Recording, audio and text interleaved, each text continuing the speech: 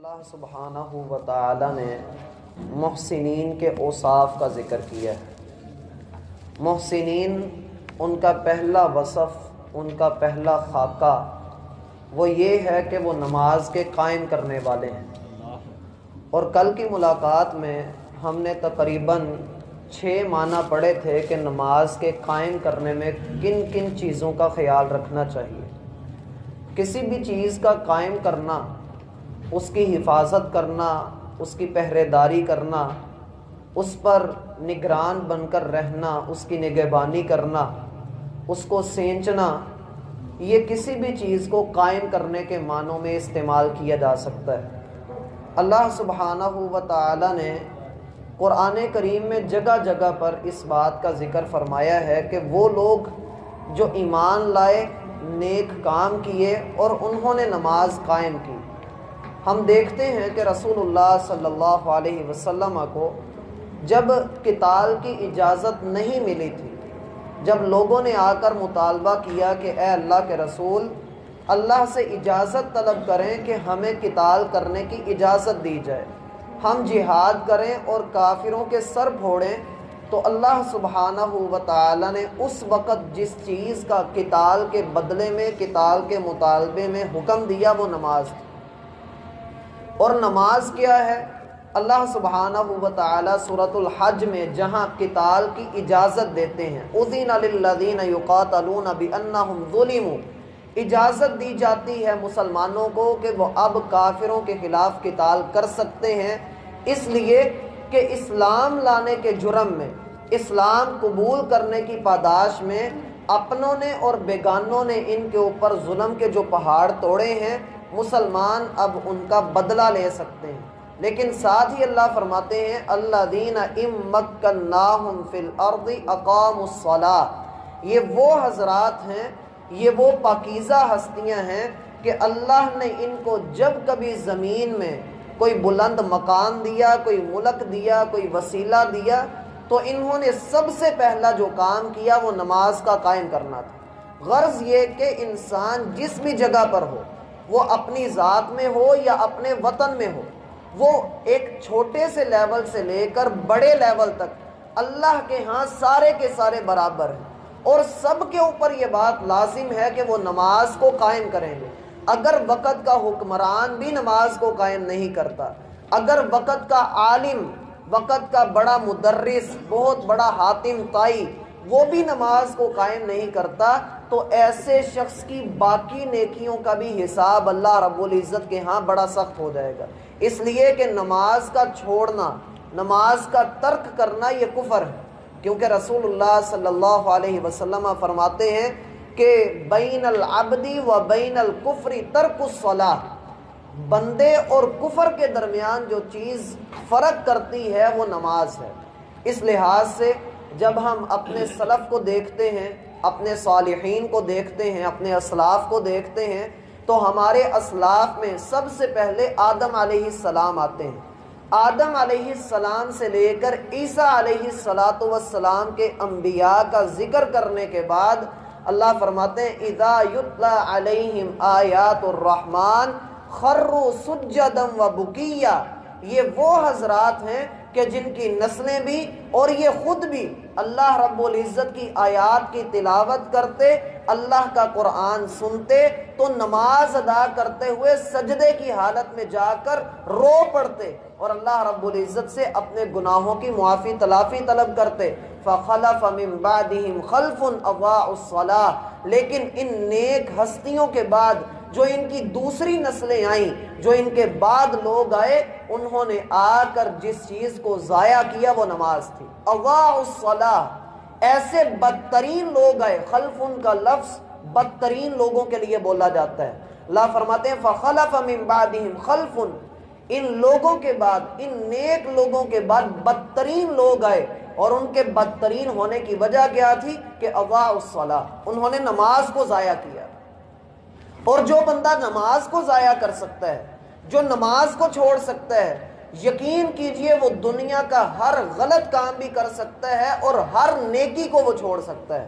آپ دیکھ لیجئے معاشرے کے اندر کئی لوگ آپ کو ایسے ملیں گے، آپ ان کو کسی ایک نیکی کی طرف توجہ دلائیں، آپ انہیں کہیں کہ یہ نیکی کا کام ہے آپ یہ کرو، وہ کہے گا فلاں میرا کام ہوگا تو پھر یہ میں نیکی کروں گا وگرنہ میں نہیں کروں گا۔ جیسے کئی لوگوں کو کہا جاتا ہے کہ بھئی آپ داڑھی کیوں نہیں رکھتے، وہ کہتے ہیں شادی کے بعد رکھوں گا، کوئی کہتا ہے عمرہ کر کے آؤں گا پھر رکھوں گا، میرا یہ کام ہو گیا تو پھر یہ کام کروں گا۔ اضاعوا الصلاۃ، جو بندہ نماز کو ضائع کر سکتا ہے وہ دنیا کی ہر نیکی کو ضائع کر سکتا ہے، کیونکہ رسول اللہ صلی اللہ علیہ وسلم کے فرامین پر غور کرنے کے بعد جو بات معلوم ہوتی ہے کہ شرک کے بعد جو سب سے بڑا گناہ ہے وہ نماز کو چھوڑنا ہے۔ شرک کے بعد اللہ کے ہاں جو سب سے بڑا گناہ ہے وہ نماز کو چھوڑنا ہے۔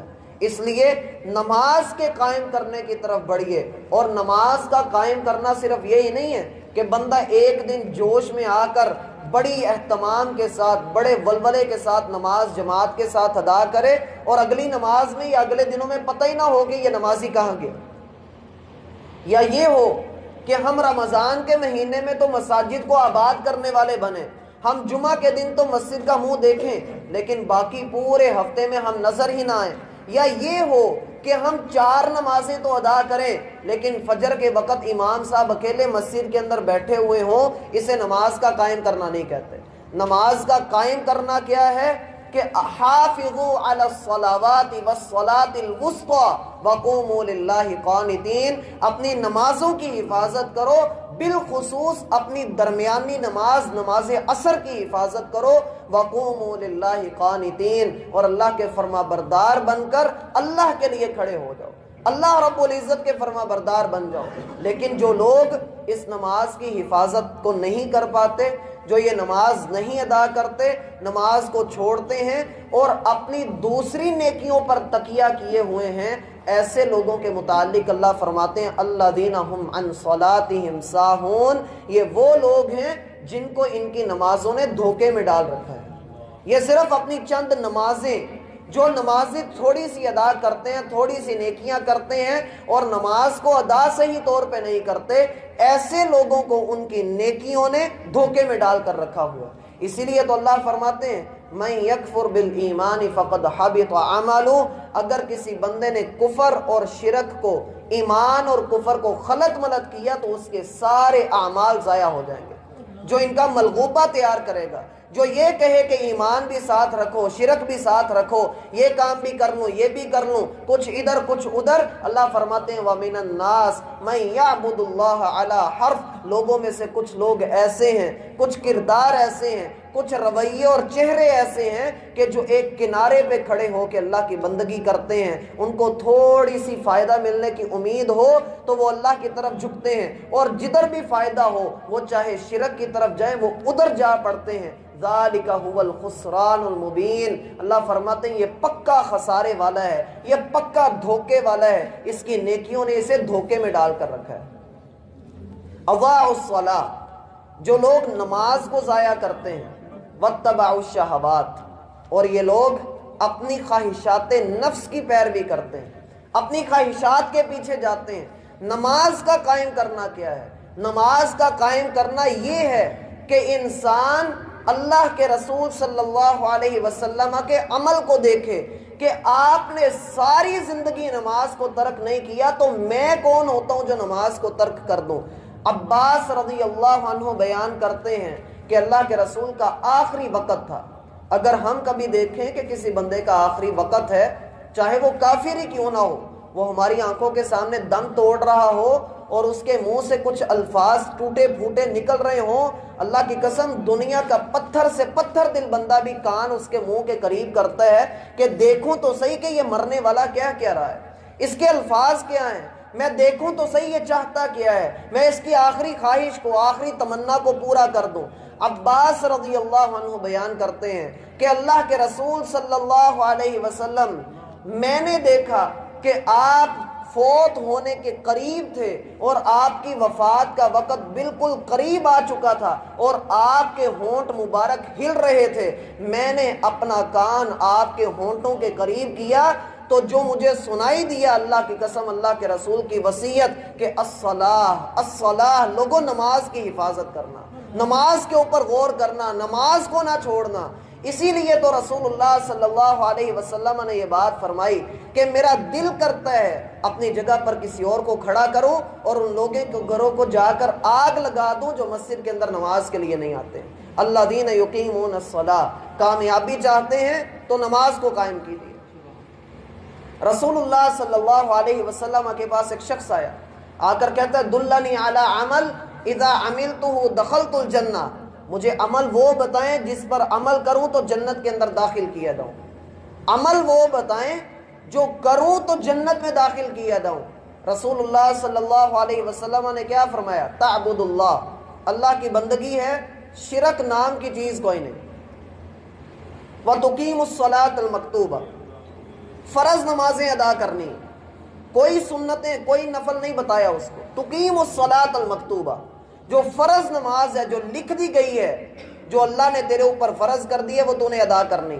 وتؤدی الزکاۃ المفروضہ، اگر زکوٰۃ فرض ہے تیرے اوپر، نصاب بنتا ہے تو زکوٰۃ کو ادا کر دے۔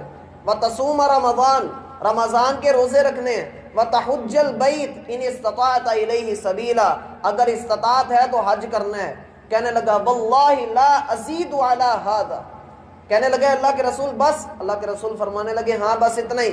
کہنے لگا اللہ کی قسم جس کے قبضہ قدرت میں میری جان ہے، میں آپ کو گواہ بناتا ہوں، نہ میں اس سے زیادہ عمل کروں گا نہ میں اس سے کم کروں گا۔ اتنا کہا اور چلا گیا۔ اللہ کے رسول فرماتے ہیں من سرہ ان ینظر الی رجل من اہل الجنہ فلینظر الی ھذا، جو بندہ یہ تمنا رکھتا ہے، جو خواہش کرتا ہے کہ کسی چلتے پھرتے جنتی کو دیکھے، وہ اس بندے کو دیکھ لے۔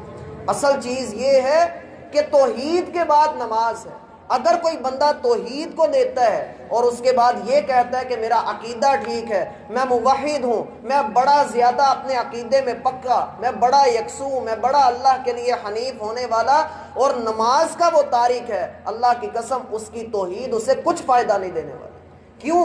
اس لیے کہ اللہ رب العزت کا فرمان ہے لَإِنْ أَشْرَكْتَ لَيَحْبَطَنَّ عَمَلُكَ، اگر تو نے شرک کیا تو تیرے پچھلے تمام اعمال ضائع کر دیے جائیں گے۔ لوگوں نے پوچھا یہ شرک کیا ہے؟ کہا جو بندہ نماز کو چھوڑ دیتا ہے، اصل چیز وہی شرک ہے کہ اپنی خواہشات نفس کو اپنا معبود بنا کے، اپنے آپ کو اپنا خدا بنا کے اس کی بات مانی اور حی علی الصلاح حی علی الفلاح والے کو پیچھے کر دیا۔ اس چیز کو لیجئے، الذین یقیمون الصلاۃ، نماز کے قائم کرنے والے۔ پھر اللہ رب العزت اگلی صفت بیان فرماتے ہیں وَيُؤْتُونَ الزَّكَاةَ، وہ زکوٰۃ کے ادا کرنے والے ہیں۔ زکوٰۃ کیا ہے؟ زکوٰۃ کے دو معنی ہوتے ہیں۔ پہلا معنی پاک کرنا، جسے ہم پڑھتے ہیں قد افلح من تزکا، یقیناً وہ بندہ کامیاب ہو گیا جس نے اپنا تزکیہ کر لیا۔ یہ یؤتون الزکاۃ، یہ زکوٰۃ ہے مال کا تزکیہ کرنا، اپنے مال کو پاک کرنا، اپنے مال کو حلال کی طرف لے کر جانا، مال کا تزکیہ کرنا۔ اگر آپ نے رزق حلال کمایا ہے، آپ نے اپنی صلاحیت اور اپنی توانائی لگائی ہے، دن رات اپنی دکان پر آپ نے محنتیں کی ہیں، لیکن میرا بھائی یہ تو سوچو کہ یہ محنت، یہ توانائی، یہ صلاحیت، یہ ہاتھ پیر، یہ کس کے عطا کرنا ہے؟ یہ اللہ کے عطا کرتے ہیں۔ تو اللہ رب العزت کا حق ہے کہ آپ جو کما رہے ہیں اس میں سے کوئی بہت لمبا چوڑا نہیں، بہت تھوڑا، اتنا تھوڑا کہ 2.5% جو مال کا 40واں حصہ بنتا ہے وہ آپ نے اللہ کے راستے میں نکالنا ہے۔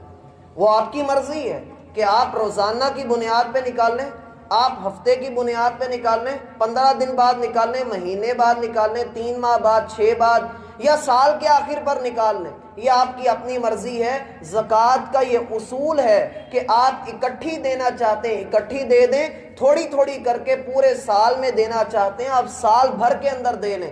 آپ کے اوپر کوئی قید نہیں ہے، لیکن قید تب ہے جب آپ دیں گے نہیں۔ جب دیں گے نہیں تو اسلام سے نکل جائیں گے، تو اسلام سے نکل جائیں گے۔ کیوں؟ اس لیے کہ یہ زکوٰۃ دین کا رکن ہے، اسلام کا رکن ہے۔ سیدنا عمر رضی اللہ عنہ بیان کرتے ہیں کہ اللہ کے رسول کی وفات ہوئی وَكَفَرَ مَنْ كَفَرَ مِنَ الْعَرَبِ، اور کئی عربی قبیلوں نے انکار کر دیا کہ وہ زکوٰۃ ادا نہیں کریں گے۔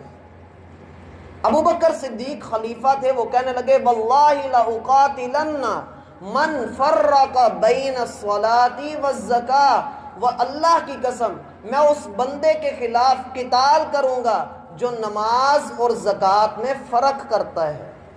تو میں نے، عمر کہتے ہیں میں نے کہا کیف تقاتل الناس، آپ لوگوں سے کیسے قتال کریں گے جبکہ انہوں نے لا الہ الا اللہ بھی پڑھ رکھا ہے، جبکہ وہ نماز بھی ادا کرتے ہیں، صرف زکوٰۃ دینے سے انکار کیا ہے، تو اے ابو بکر آپ کیسے ان کے ساتھ قتال کریں گے؟ اعتراض بنتا تھا کہ باقی کام تو وہ کرتے ہیں لیکن آپ ایک امر کی وجہ سے ان کے خلاف قتال کریں گے۔ تو سیدنا ابو بکر نے کیا کہا لأقاتلن من فرق بین الصلاۃ والزکاۃ، میں ضرور بالضرور اس بندے سے قتال کروں گا جو بندہ نماز اور زکوٰۃ میں فرق کرے گا۔ اگر نماز کو چھوڑنا کفر ہے تو زکوٰۃ کا چھوڑنا بھی کفر ہے۔ کس طرح سے؟ میں پھر کہتا ہوں کہ یہ دین کا رکن ہے، یہ اسلام کا رکن ہے، اور جو رکن کا انکار کر دے وہ بندہ دین کے اندر نہیں رہتا۔ جو حج کا انکار کر دے وہ دین کے اندر نہیں رہے گا، جو روزوں کا انکار کر دے، جو توحید کا انکار کر دے، نماز کا انکار کر دے، وہ دین کے اندر نہیں رہتا۔ اسی طرح سے اگر کوئی بندہ زکوٰۃ کا انکار کر دے وہ دین کے اندر رہنے والا نہیں۔ تو پھر ابو بکر رضی اللہ عنہ کہنے لگے اللہ کی قسم میں ان لوگوں سے ضرور قتال کروں گا جو نماز اور زکوٰۃ میں فرق کریں گے۔ فإن الزکاۃ حق المال، اس لیے کہ یہ زکوٰۃ یہ مال کا تزکیہ ہے، یہ مال کا حق ہے۔ جیسے جسم کی زکوٰۃ نماز ہے، ایسے ہی مال کی زکوٰۃ بندے نے ادا کرنی ہی کرنی ہے۔ واللہ لو منعونی عناقا کانوا یؤدونها الی رسول اللہ صلی اللہ علیہ وسلم لقاتلتهم علی منعها، اللہ کی قسم اگر زکوٰۃ میں بننے والی ایک رسی جو وہ اللہ کے رسول کو دیا کرتے تھے اگر انہوں نے وہ بھی ادا نہ کی تو میں اس کے ادا نہ کرنے کی وجہ سے بھی ان سے قتال کروں گا، ایک رسی کی وجہ سے۔ لوگوں نے کہا کہ اے ابو بکر ہمیں آپ کی بات کی سمجھ نہیں آتی، مجلس شورا میں یہ مشورہ ہو رہا ہے۔ تو ابو بکر کہنے لگے اللہ کی قسم تم سارے مجھے چھوڑ کر چلے جاؤ، میں اکیلا ان کے خلاف قتال کروں گا۔ اللہ کی قسم جنگل کے سارے جانور، آسمان کے سارے پرندے آ کر میرے جسم کو نوچنا شروع کر دیں، ابو بکر ان کو زکوٰۃ لے کر ہی چھوڑے گا، وگرنہ نہیں چھوڑے گا۔ اور پھر اس کے بعد عمر رضی اللہ عنہ کہتے ہیں کہ اللہ نے میرے دل میں بھی یہ بات ڈال دی کہ ہاں زکوٰۃ لیے بغیر ان لوگوں سے ہم جو ہے کنارہ کشی نہیں کریں گے، ہم ان سے قتال کریں گے۔ اور ہم نے قتال کر کے ان سے ڈنڈے کے زور پہ پھر زکوٰۃ وصول کی، کیونکہ زکوٰۃ یہ اللہ رب العزت کا حق ہے، یہ اللہ رب العزت کا مال ہے، یہ ادا کرنا ہی کرنا ہے۔ زکوٰۃ کا پہلا معنی ہے پاک کرنا۔ ابو بکر صدیق رضی اللہ عنہ نے جب دیکھا کہ یہ زبان سے پاک نہیں ہو رہے پھر ان کو ڈنڈے کے ذریعے پاک کیا۔ اور دوسرے معنی جو اس کا آتا ہے وہ یہ ہے کہ بڑھنا۔ زکوٰۃ کا معنی آتا ہے بڑھنا۔ بڑھنا اس کا معنی کیسے ہوگا کہ انسان اس کو اللہ رب العزت کے راستے میں نکالتا ہے اور یہی زکوٰۃ اس کی نیکی بن کر اللہ رب العزت کے ہاں بڑھتی چلی جاتی ہے۔ اب زکوٰۃ کن چیزوں میں ہے؟ استعمال کی چیزوں میں زکوٰۃ نہیں ہوتی، استعمال کی چیزوں میں زکوٰۃ نہیں ہوتی۔ جیسے ایک بندے نے فیکٹری لگائی ہے، اس کی مشینری ہے تو ان کے اوپر زکوٰۃ نہیں ہوگی۔ گھر کے اندر آپ نے واشنگ مشین رکھی ہے، دیگر چیزیں رکھی ہیں، ان کے اوپر زکوٰۃ نہیں ہوگی۔ استعمال کی چیزوں پر زکوٰۃ نہیں ہوتی۔ ہاں جو زیور عورت استعمال کرتی ہے ان پر زکوٰۃ ہوتی ہے۔